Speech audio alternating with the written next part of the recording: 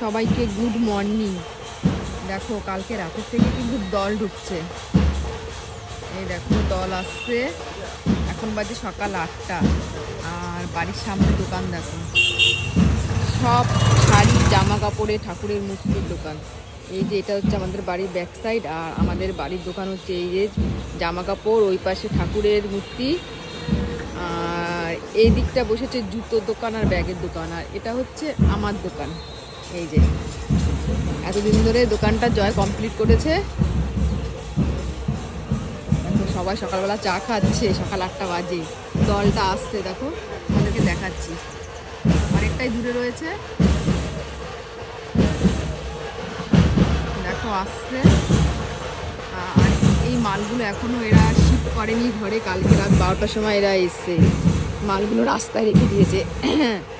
এখন এই ঘরে মানে প্যান্ডেলের ভেতরে ওরা ঘুমাচ্ছে নাক ডেকে।